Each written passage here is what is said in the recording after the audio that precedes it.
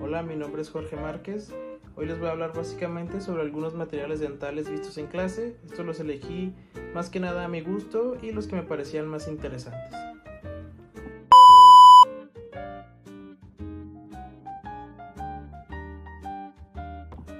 Bien, como primer material vamos a hablar sobre la zirconia, ¿sí? La zirconia es la forma más utilizada en odontología, especialmente para estructuras de alta resistencia como coronas y puentes, ¿sí? Entonces vamos a hablar principalmente sobre sus componentes. Entonces tenemos que el componente principal, o sea, el que le da como proporción, estructura, dureza y resistencia, este se presenta en un 94 a 96% y es el óxido de zirconio, ¿sí? Después tenemos que entre el 4 y el 6% es el óxido de itrio y este básicamente estabiliza la fase tetragonal a temperatura ambiente, sirve para la resistencia a la fractura, ¿sí? Otro de sus materiales o componentes más importantes es el óxido de aluminio. Este se presenta aproximadamente en un 0.5%. Este va a mejorar la resistencia mecánica y la estabilidad térmica del material y básicamente va a inhibir el crecimiento de los grumos o granos, ¿sí? Y por último tenemos los que son las trazas. Este se presentan en un 0.1% y es básicamente las impurezas o modificadores menores que pueden influir en el color o en el comportamiento químico, ¿sí? También tenemos, por ejemplo, la función de cada componente. Como les comentaba, el óxido de zirconio básicamente es el componente base. Tiene una estructura cristalina que puede transformarse para mejorar la resistencia y este va a ser muy duro y resistente a la compresión. También tenemos el óxido de itrio. Este va a ser un estabilizador base. Nos va a permitir que la zirconia retenga su fase tetragonal, o sea la más fuerte, y a temperatura ambiente. Después tenemos, como les comentaba, el óxido de aluminio. Este va a aumentar la tenacidad, la resistencia a la fractura y el desgaste. Entonces vamos ahora con una parte también muy importante que son las ventajas y desventajas de la zirconia en la odontología. Bien, como principal ventaja, este tiene una alta resistencia mecánica. Sí va a resistir cargas de masticación elevadas de hasta 1200 MPa y tiene mucha biocompatibilidad, no va a provocar alergias ni reacciones tóxicas. Tiene buena durabilidad ya que es alta resistencia al desgaste y a la corrosión. Tiene un buen ajuste, se puede hacer un freseo con gran precisión y sobre todo tiene baja conductividad térmica, ¿sí? Este va a reducir la sensibilidad dental frente a estímulos ya sea fríos o calientes. Y como desventajas tenemos menos translucidez, puede ser más opaca que otros materiales como a lo mejor el disilicato de litio. También tiene una difícil adhesión ya que no se puede grabar con ácido. Si este va a requerir cementos específicos como el MDP, también visto en clase, y por ejemplo tiene riesgo de envejecimiento térmico, ¿sí? El envejecimiento térmico puede sufrir degradación a baja temperatura en ambiente húmedo. También este es difícil de ajustar o modificar clínicamente ya que requiere herramientas especiales y puede generar microfracturas si se manipula incorrectamente, ¿sí? Hay distintos tipos de zirconias, hay zirconias como la 3YTZP, que este básicamente pues tiene menos translucidez, se utiliza para puentes, pilares y coronas posteriores y básicamente este tiene más fuerza, tiene más dureza. Hay otros que tienen menos dureza pero tienen una translucidez media, que son para coronas anteriores o posteriores, y los que tienen la translucidad súper alta o alta, que se utiliza para coronas anteriores y carillas básicamente, ¿sí? Entonces, bueno, en conclusión se puede decir que este material, o sea la zirconia, es uno de los materiales más versátiles en odontología, sobre todo en odontología restauradora, por su combinación con resistencia, durabilidad y por ejemplo ahora en sus versiones más nuevas o modernas también influye la estética. Y la elección del tipo de zirconia depende del caso clínico, ya sea si vas a trabajar en una zona posterior, se va a requerir más resistencia, mientras que en zonas anteriores simplemente hay que irnos más por la estética, ¿sí? Bien, vamos a pasar al segundo material, en este caso va a ser el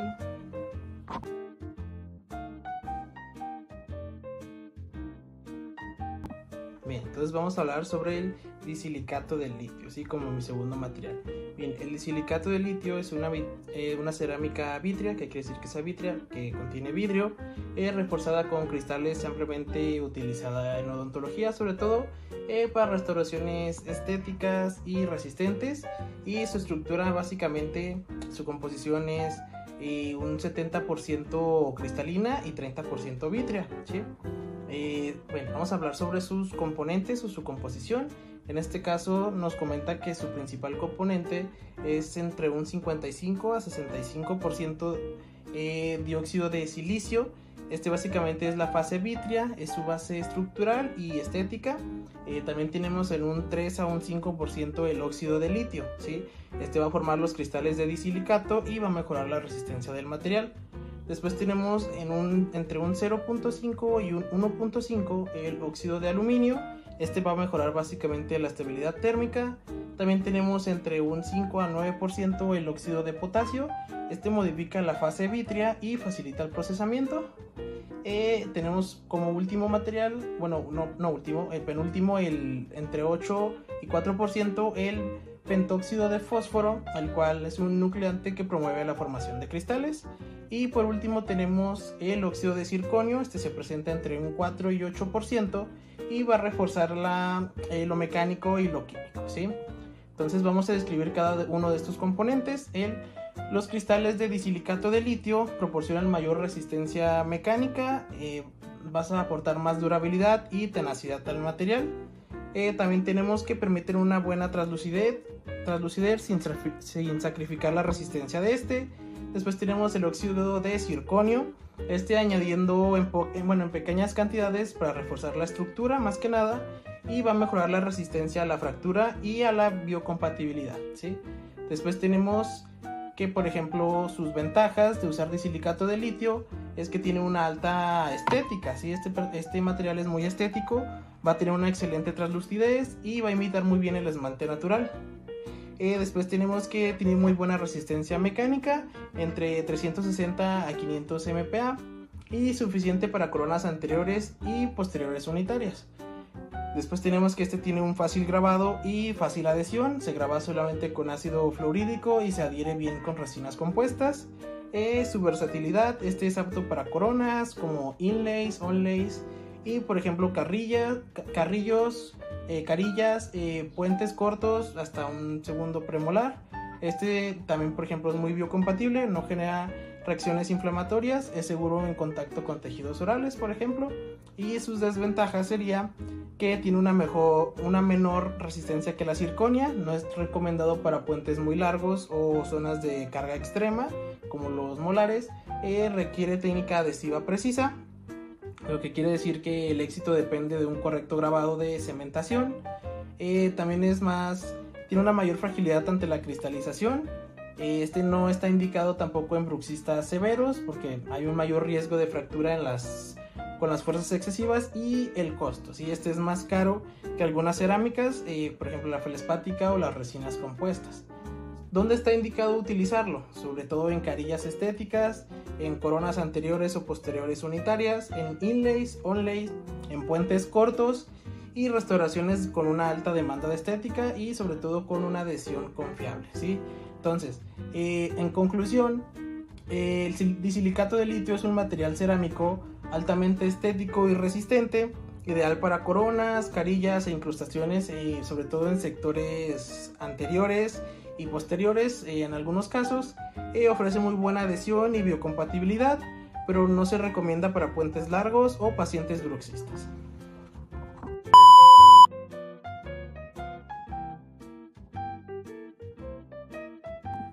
Bien, entonces vamos a hablar sobre mi tercer material, en este caso la cerámica feldspática, ¿sí? La cerámica feldspática es una cerámica también vítrea, se le conoce como tradicional. Esta es altamente estética, utilizada sobre todo en carillas, coronas anteriores o estratificaciones sobre núcleos de circonia o metal, ¿sí? Entonces vamos a hablar sobre sus componentes y su composición. Bien, entonces tenemos que entre un 70 a un 60% va a contener dióxido de silicio. Este va a ayudar a la fase vítrea base y va a aportar translucidez y estética. Después tenemos que en un 10 a un 15% va a contener óxido de aluminio, este va a reforzar la estructura vítrea y va a mejorar la resistencia. Bien, después tenemos el óxido de potasio en un 10 a un 15%, este básicamente reduce la temperatura de fusión. Después el óxido de sodio, también entre un 5 a un 10%, modifica la fase vítrea y mejora la fluidez del material. Y por ejemplo hay otros óxidos que van a ajustar propiedades ópticas, térmicas y mecánicas. Bien, vamos a describir estos materiales. Por ejemplo, el dióxido de silicio, este va a ser la base vítrea principal, va a brindar translucidez y estética y va a permitir el grabado ácido para su adhesión. Bien, el óxido de aluminio va a aumentar la resistencia mecánica y reduce el desgaste. Y por ejemplo los otros óxidos agregados van a mejorar la manipulación y la estabilidad térmica y la adaptación con color. Bien, entonces ahora vamos a hablar sobre sus ventajas y desventajas. Bien, tenemos que como una ventaja tiene una excelente estética, va a tener una alta translucidez y va a imitar prácticamente a la perfección al esmalte natural.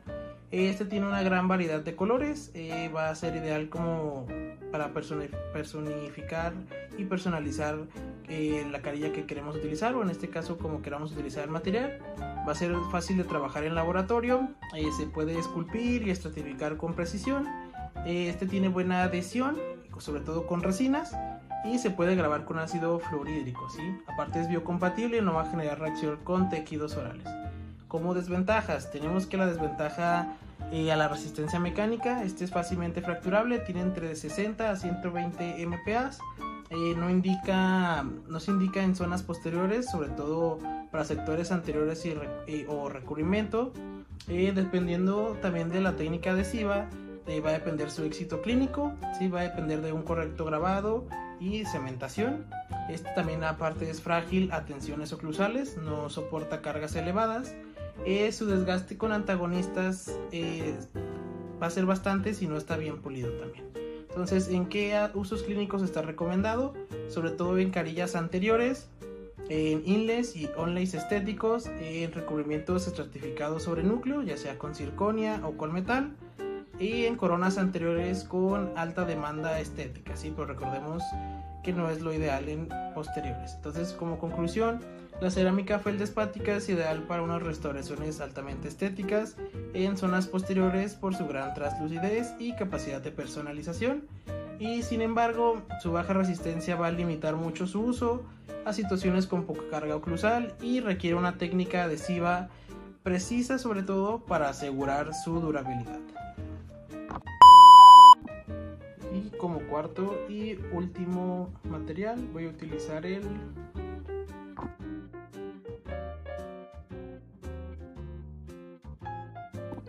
Bien, entonces hablemos sobre el alginato. El alginato básicamente es un material de impresión irreversible, el cual entonces se convierte en un hidrocoloide. Se utiliza, como les comentaba, sobre todo para modelos de estudio, para ortodoncia o para prótesis removibles, ¿sí? La composición física o la composición típica del alginato sería entre un 15 a un 20%, sería un alginato de sodio o potasio. Esta es la base reactiva, es la forma de gel elástico básicamente. Después tenemos entre un 16 a un 20% el sulfato de calcio dehidratado. Este básicamente es un reactor, este va a iniciar la gelificación con el alginato. Entre un 2 a un 5% tenemos el fosfato trisódico. Este va a ser un retardador, este controla el tiempo de trabajo del material básicamente. De entre un 1 a un 2% tenemos el óxido de zinc o de magnesio. Este va a mejorar las propiedades físicas del material. Y aún menos de un 1% tenemos ya sea lo que se le gusta agregar, ya sea colorantes, ya sea saborizantes o conservantes, que van a mejorar básicamente la experiencia en nuestro paciente. Sí, todos vamos a describirlos un poco. Por ejemplo, el alginato de sodio o potasio, este es derivado de las algas marinas, y al mezclarse con calcio forma un gel insoluble y elástico que captura la forma de los tejidos, ¿sí? Después tenemos el sulfato de calcio, que como comentaba era el reactor. Este libera iones de calcio que van a reaccionar con el alginato para formar un gel. Y está también el fosfato trisódico, que como les comentaba era un retardador. Este va a competir con el alginato por el calcio, dando así un tiempo de trabajo útil antes de que el alginato se gelifique por completo. Y también tenemos los polvos de diatomeas, que es como el relleno. Este va a proporcionar cuerpo, consistencia y va a ser una mejor manejabilidad en el polvo, ¿sí?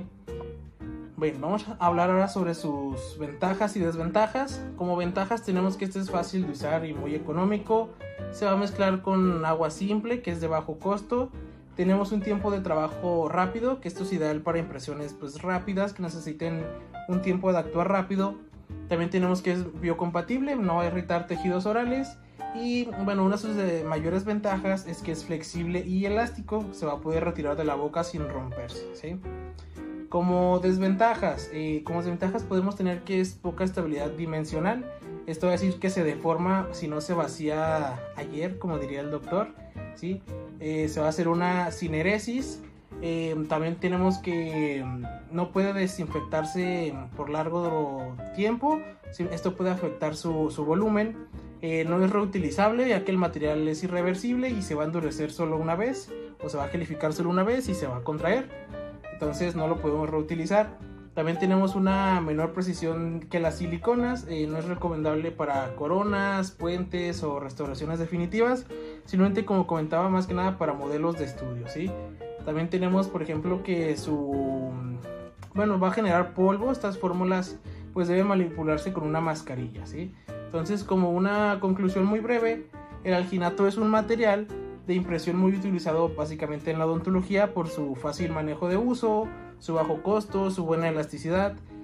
Como comentaba, es ideal para impresiones, ya sea para impresiones preliminares, ortodoncia o prótesis removibles, pero este presenta baja estabilidad dimensional, una menor precisión y por lo que no se recomienda para trabajos de restauradores definitivos, ¿sí?